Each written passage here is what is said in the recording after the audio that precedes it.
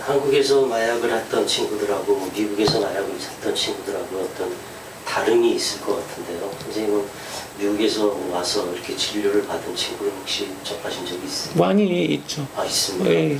어떤 차이가 있습니까? 차이라고 하면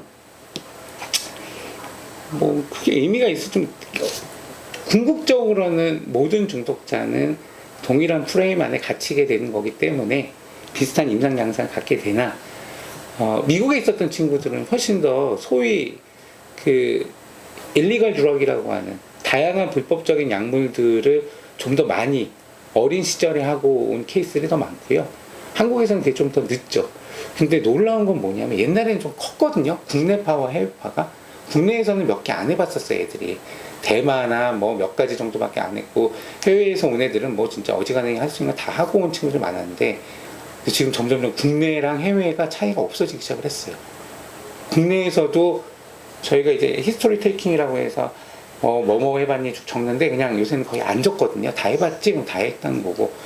오히려 국내가 조금 더 심각할 수 있다라고 말씀드리는 게, 해외에서 있던 친구들은 의사가 처방하는 중독성 약물 되게 많거든요. 사실은 정신과에서도 있고, 뭐 자낙스니, 신경안정제계통, ADHD 치료제, 다이어트 약물, 또 아편계 진통제까지도 미국에서는 굉장히 구하기 어려워요.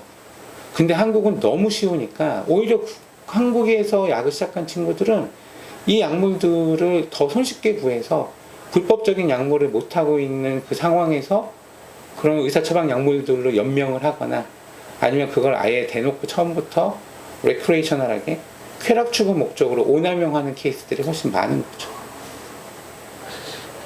특히 유학생들이 조금 갖고 있는 살짝 잘못된 생각이 뭐냐면, 이 친구들 소위 걔네들 사이, 그 친구들 사이에서의 그 하드 드럭이라고 하는 소위 주사기를 통해서 하는 것만 안 하면 나머지는 소프트한 드럭이라고 생각을 하고, 소프트한 드럭은 뭐 할 수도 있고 상대적으로 훨씬 안전하다고 생각을 하는데, 이게 소프트하기 때문에 훨씬 더 많이 합니다.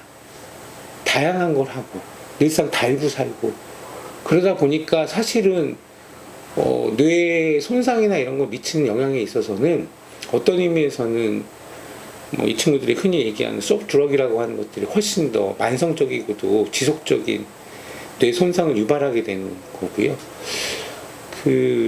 아까 인터뷰 과정에서 좀 들으셨는지 모르지만 어떤 이야기의 핵심은 대답하고 따라가는 데 있어서도 본인이 이제 강조해야 될 것들을 잘 강조하지 못하고 지엽적인 것들을 계속 나열을 하지 않습니까?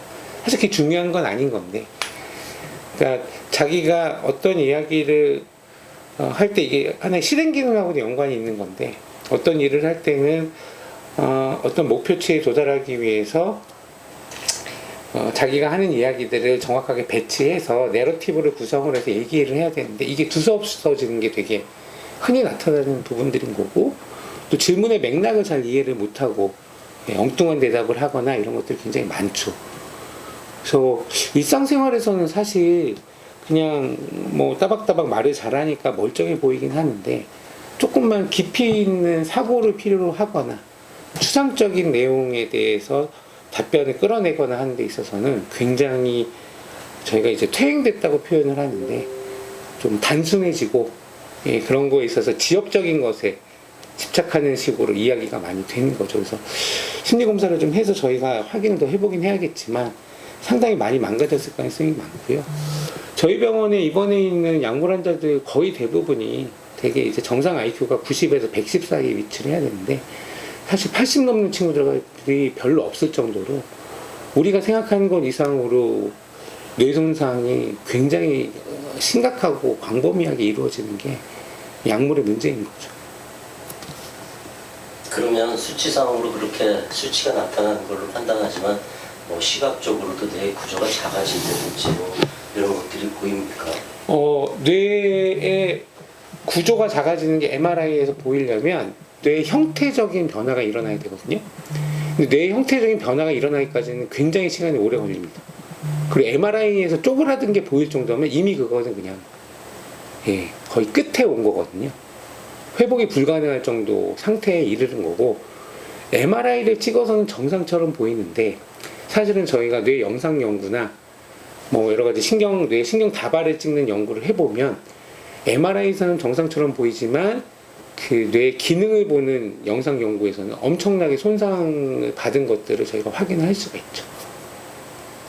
그러면 아까 상담을 해보고 그 질문이 두서없게 대답을 한다든지, 그 다음에 지금 MRI 이제 검사해야 될 것들 검사해보시고, 그리고 그 친구가 뭐 어떤 단계가 있습니까? 얘는 뭐 터미널 스테이지다 또는 뭐 이런 것들이 있습니까?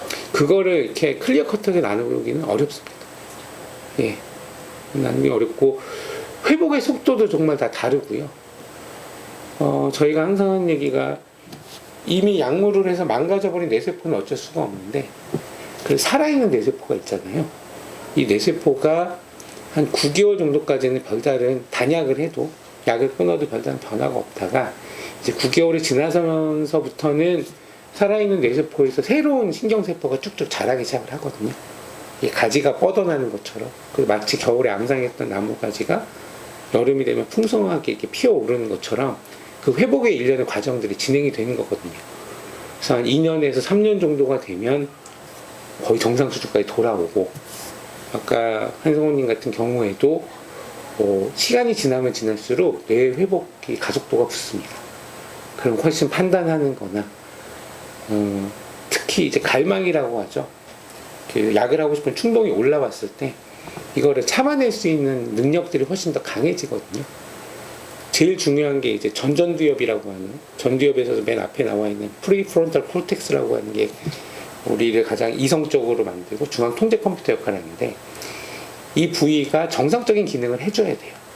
지금은 뇌 손상이 너무 심해서 제 기능을 못하는 상태인 거고, 그러니까도 한국에 와서도 조금만 자극이 있어서 금방 또 마약을 했다가 술을 했다가 잘 안 되는 거고요. 근데 이게 시간이 지나면 지날수록 뇌가 회복이 되니까 그때 가서는 훨씬 잘 통제하고 잘 판단력이 돌아오게 되는 거죠.